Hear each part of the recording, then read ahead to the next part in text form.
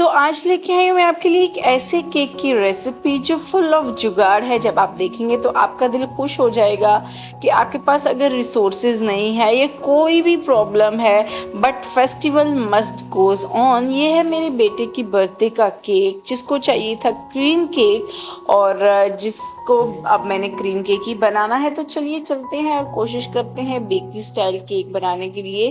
तो जिसके लिए ले लिया है मैंने एक अंडा, हाफ कप ऑयल और चीनी हाफ कप, उसको भी मैंने पीस लिया था। आइसिंग शुगर नहीं है तो कोई मसला नहीं है, नॉर्मल चीनी को ही आपने पीस लेना है। इसको अच्छे तरीके से मिक्स कर लेंगे कि कोई भी लम्स ना रहे और चीनी अच्छे तरीके से मेल्ट हो जाए। तो अब जी ले लेते हैं नॉर्मल स्ट्रेनर, जिससे कि हम आटा छानते हैं। उसमें शामिल कर देंगे 1 कप मैदा, half teaspoon baking soda, 1 tablespoon आपने इसमें बेकिंग पाउडर, थोड़ा सा नमक डाल के इसको आपने छान लेना है। अच्छी तरीके से इसको मिक्स कर लेंगे और फिर उसके बाद आपने इसकी कंसिस्टेंसी को एडजस्ट करना है। थोड़ा थोड़ा दूध डाल के आपने इसकी रनी कंसिस्टेंसी में इसको ले आना है। और याद रहे कि दूध ठंडा नहीं होना चाहिए, रूम टेम्परेचर पे जो दूध होता है वही होना चाहिए। इस तरीके से मैंने आधा कप दूध इसमें शामिल कर दिया है और इसको बिल्कुल रनी कंसिस्टेंसी में मैं ले आई हूँ। अब इसमें डाल देते हैं थोड़ा सा वनीला एसेंस, इसको भी अच्छे तरीके से मिक्स कर लेते हैं। और अब मैं आपको दिखा देती हूँ कि इसकी कंसिस्टेंसी कैसी होनी चाहिए। लम्स बिल्कुल भी नहीं होने चाहिए। आप जब इसको मिक्स करें तो अच्छे तरीके से मिक्स करने के बाद इसी तरीके से रिबन्स की तरह ये घिरना चाहिए, तो बिल्कुल परफेक्ट है। अब जी मेरे पास मोल्ड नहीं था तो मैंने नॉर्मल जो घर में बर्तन होते हैं उसमें से एक देगची में को मैंने ग्रीस कर लिया। अब नीचे मेरे पास बटर पेपर नहीं है, जुगाड़ दूसरा जुगाड़ इस्तेमाल कर रही हूँ, तो मैंने थोड़ा सा ऑयल लगा के इसमें थोड़ा सा मैदा डस्ट कर लिया। अब इससे क्या होगा कि हमारा केक बिल्कुल भी चिपकेगा नहीं। तो अब सारा का सारा बैटर इसमें डाल देते हैं।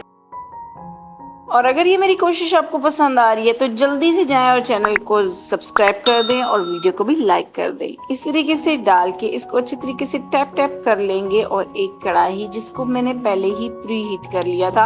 और एक और क्वेश्चन जो मोस्टली मुझसे लोग पूछते हैं कि आपने इसमें क्या डाला होता है, तो इसमें मैंने डाला हुआ है नमक, जो कि मैं हर बेकिंग के जो भी वीडियोस बनाती हूँ उसके लिए मैं यूज़ करती हूँ। फिर इसको मैं रख देती हूँ।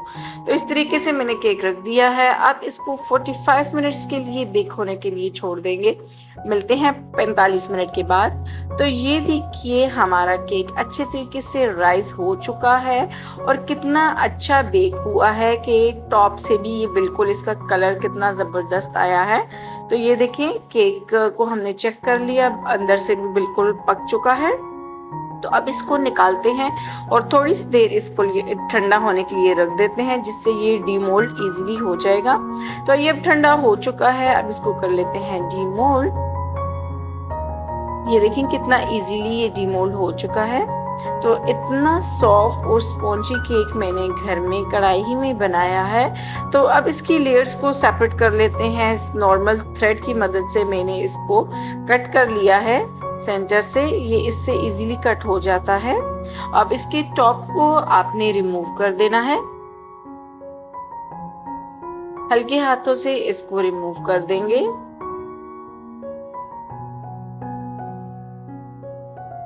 और फिर इसकी लेयर्स को आपने सेपरेट कर लेना है।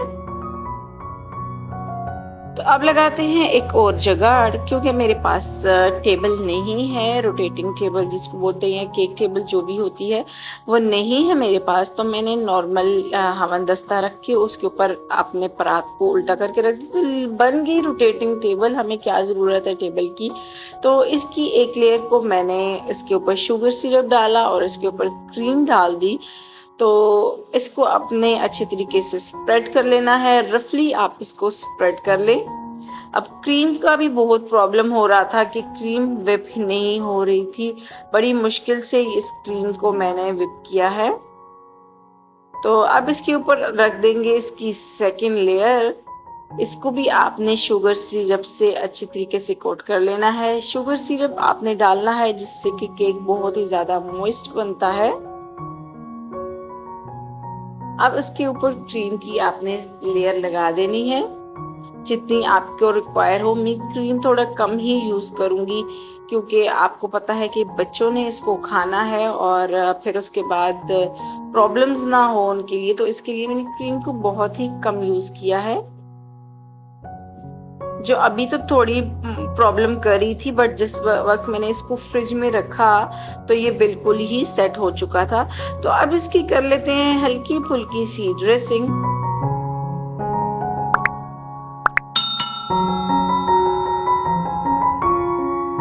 आप जैसे चाहे आप इसको डेकोरेट कर सकते हैं, तो मैंने सिंपली इसको कर लिया डेकोरेट। आपने मुझे कमेंट सेक्शन में ज़रूर बताना है कि आपने मेरी वीडियो को कहाँ से वॉच किया और क्या आप भी ये जुगाड़ इस्तेमाल करती हैं जबकि आप किसी फेस्टिवल को सेलिब्रेट कर रही होती हैं और आपके पास वो फैसिलिटीज़ नहीं होती जिससे कि आप बिल्कुल परफेक्ट बना सकें, बट फिर भी आप कोशिश करके अपने फेस्टिवल को सेलिब्रेट करती हैं।